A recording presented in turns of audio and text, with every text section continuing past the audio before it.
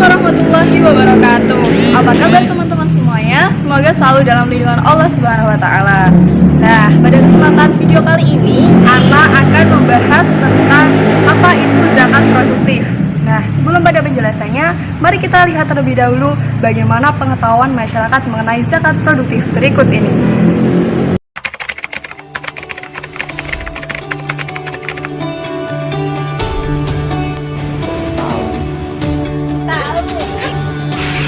Iya tahu.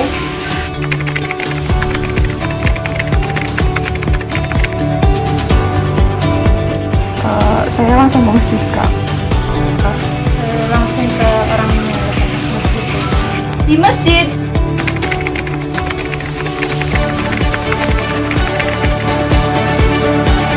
Nggak tahu? Belum tahu. Nggak tahu Pak. Dari fenomena lapangan yang ada, masih banyak masyarakat awam yang tidak tahu apa itu zakat produktif. Padahal mereka notabene adalah seorang muslim.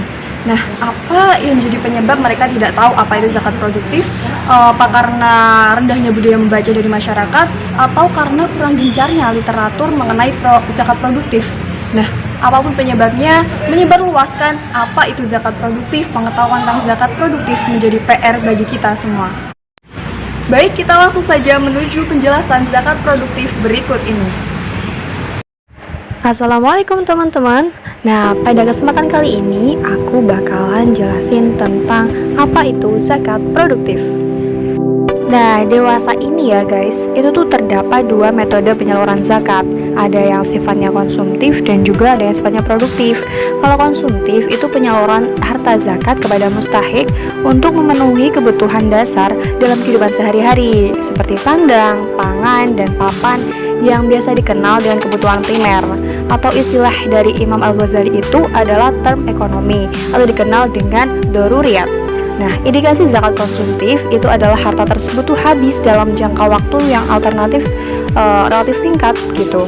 Nah, sedangkan yang dimaksud dengan zakat produktif adalah penyaluran harta zakat kepada mustahik untuk dikelola dan dikembangkan melalui perilaku bisnis. Indikasinya adalah harta tersebut dimanfaatkan sebagai modal yang diharapkan dapat meningkatkan taraf ekonomi daripada mustahik tersebut. Nah, selanjutnya nih, apa dasar hukum dari zakat produktif? Berdasarkan fenomena lapangan, penerapan zakat produktif di kalangan masyarakat itu masih kurang loh guys.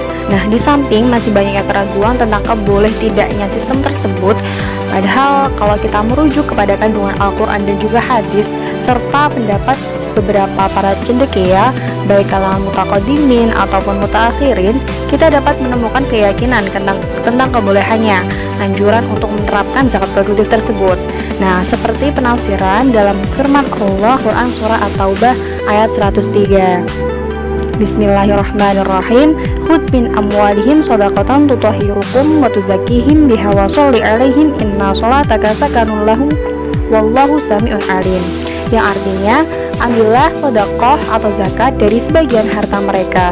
Dengan zakat itu, kamu membersihkan dan menyucikan atau mengembangkan mereka dan berdoalah untuk mereka. Sesungguhnya doa kamu itu menjadi ketentraman jiwa buat mereka dan Allah Maha mendengar lagi Maha mengetahui. Kemudian ada landasan hukum dari sunnah juga loh guys, yakni dari Salim bin Abdullah bin Umar dari ayahnya, bahwasanya Rasulullah SAW pernah memberikan sedekah kepada Umar. Namun Umar menolak seraya berkata, "Berikanlah sedekah ini kepada orang yang lebih membutuhkan dariku." Kemudian Rasulullah SAW menjawab, "Ambillah dan kembangkanlah, atau sedekahkan lagi kepada orang lain. Sesungguhnya harta yang datang kepadamu, sedangkan engkau tidak berambisi dan tidak memintanya, maka ambillah, dan apabila harta itu tidak datang kepadamu, maka janganlah engkau mengikuti hawa nafsumu." Nah, dalam hadis tersebut Rasulullah itu mengatakan bahwa kembangkanlah. Nah, maksud daripada kembangkanlah tersebut bisa diartikan sebagai produktif, maka produktifkanlah, seperti itu teman-teman. Terus gimana nih pendapat para ulama mengenai zakat produktif? Yuk kita simak pada slide selanjutnya. Pertama, menurut Imam Ghazali, Para ulama yang berpendapat bahwa orang miskin hendaknya diberi bagian zakat yang dapat dipakai untuk membeli tanah yang hasilnya nanti itu cukup untuk seumur hidup. Nah, itu adalah lebih dekat kepada kebenaran. Selanjutnya menurut Imam Nawawi nih. Nah, pengikut Imam Nawawi mengatakan bahwa kepada orang yang memiliki keterampilan hendaknya diberi modal untuk menjalankan suatu pekerjaan, boleh seharga alat-alat yang dibutuhkan dan boleh pula lebih. Nah, kemudian besar bantuan yang diberikan itu disesuaikan dengan keperluan agar dari usahanya itu diperoleh sebuah keuntungan. Nah, tentu bantuan yang perlu diberikan itu berbeda-beda sesuai dengan tempat, waktu, jenis usaha, dan juga sifat perorangan. Selanjutnya, menurut Yusuf Al-Qaradawi menyatakan bahwa negara Islam boleh membangun pabrik-pabrik, perusahaan-perusahaan, dan sebagainya, kemudian dijadikan milik orang miskin seluruhnya atau sebagiannya. Nah, dengan demikian usaha yang dimiliki itu dapat menghasilkan keuntungan dan dapat membiayai seluruh kebutuhan mereka. Akan tetapi jangan diberi hak menjual atau memindahkan hak miliknya kepada orang lain sehingga menyerupai harta wakaf bagi mereka. Nah, berikutnya nih, instrumen untuk zakat produktif. Yang pertama adalah mudharabah. Nah, di sini amil bertindak sebagai pemilik modal atau shahibul mal, sedangkan musahik sebagai pengelola atau mudharib. Nah, amil ini menyalurkan beberapa harta zakat kepada musahik untuk digunakan sebagai modal dalam suatu usaha.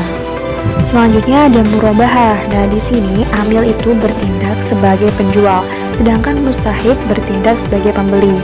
Amil ini menjual sebuah produk kepada mustahik dengan pembayaran seukuran harga modal ditambah keuntungan yang disanggupi oleh mustahik berdasarkan kemampuannya. Misal harga yang disanggupi oleh mustahik itu 3 juta dan mustahik hanya sanggup memberikan keuntungan sebesar 50.000. Berarti mustahik harus membayar sebuah mesin jahit misal itu seharga 3.050.000. Dan yang ketiga ada qardul hasan. Kalau di sini tuh amil bertindak sebagai pihak yang meminjamkan modal dan mustahik itu bertindak sebagai pihak peminjam. Nah, pengaplikasiannya itu amil itu meminjamkan sejumlah dana kepada mustahik untuk digunakan sebagai modal usaha atau berkonsumtif dengan kewajiban mengembalikan pinjaman tersebut tanpa kelebihan apapun dalam jangka waktu dan kisaran angsuran yang disesuaikan dengan keadaan dan juga kemampuan. Ya, penjelasan aku tentang zakat produktif. Terima kasih. Nah, agar lebih paham apa itu zakat produktif, mari kita lihat ilustrasi zakat produktif dari Mas Ahmad dan juga Mbak Khadijah berikut ini. Nah, ini adalah fiktif belaka. Apabila ada kesamaan nama tokoh, tempat kejadian, ataupun cerita, itu adalah kebetulan semata. Mas Ahmad adalah amil zakat di desa Sukaberkah. Kebetulan Mas Ahmad bertemu dengan Mbak Khadijah yang sedang berjualan bakso di depan puskesmas. Mbak Khadijah adalah seorang janda anak kedua yang ditinggal suaminya meninggal yakni 5 bulan yang lalu. Mbak Khadijah tampak kesusahan. Setelah ditanya, ternyata Mbak Khadijah sedang galau karena kekurangan modal untuk usaha baksonya. Kemudian Mas Ahmad selaku amil menyerahkan uang 5 juta kepada Mbak Khadijah sebagai modal usaha. Ya, nantinya 5 bulan lagi uang tersebut harus dikembalikan ke Mas Ahmad dengan jumlah uang yang sama. 5 bulan kemudian, Mbak Khadijah mengembalikan uang tersebut kembali ke Mas Ahmad. Namun, Mas Ahmad memberikan uang 5 juta yang dikembalikan tadi ke Mbak Khadijah sebagai tambahan modal. Dan alur transaksi zakat produktif ini menggunakan instrumen qardul hasan. Nah, jadi gimana nih teman-teman? Pasti kalian udah lebih paham kan apa itu zakat produktif, bagaimana penerapannya, serta bagaimana hukumnya. Terima kasih sudah menonton video kami, semoga bisa bermanfaat. Jangan lupa like, komen, dan juga subscribe. Terima kasih. Wassalamualaikum warahmatullahi wabarakatuh.